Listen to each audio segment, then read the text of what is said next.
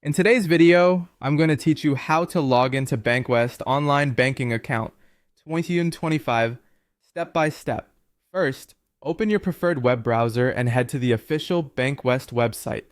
You can type Bankwest into your search engine, but for the safest route, type the address directly and check that the web address shows the secure padlock and the domain is spelled correctly. This helps you avoid look-alike phishing sites. If you plan to log in often, consider bookmarking the page so you always return to the genuine site. On the Bankwest homepage, look for the Login button, typically located at the top right. Click it to go to the online banking access page. If you see options for different banking channels, choose the one that matches your account, such as personal online banking. You'll now be on the secure login screen where you enter your login details. Take a moment to confirm the page is secure. The address bar should show the padlock and Bankwest's domain.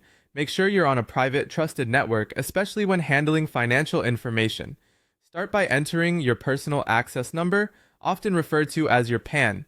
This is the unique number tied to your Bankwest profile. Type it carefully, avoiding extra spaces or characters. If you're unsure where to find it, it's usually provided when you first set up online banking and may appear in your welcome materials. Next, enter your password. Passwords are case sensitive, so match uppercase and lowercase letters exactly. If you use a password manager, let it fill the field for accuracy. Be mindful of your surroundings and avoid sharing or displaying your password on screen. If you've forgotten it, look for the link on the page to reset your details securely. When both the PAN and password are in place, click Login. If your details are correct, you'll be taken to your online banking dashboard. Occasionally, for added security, you may be prompted to verify your identity with a one-time code. Simply follow the on-screen instructions to complete the check. If you see an error, re-enter your PAN and password slowly and ensure caps lock isn't on.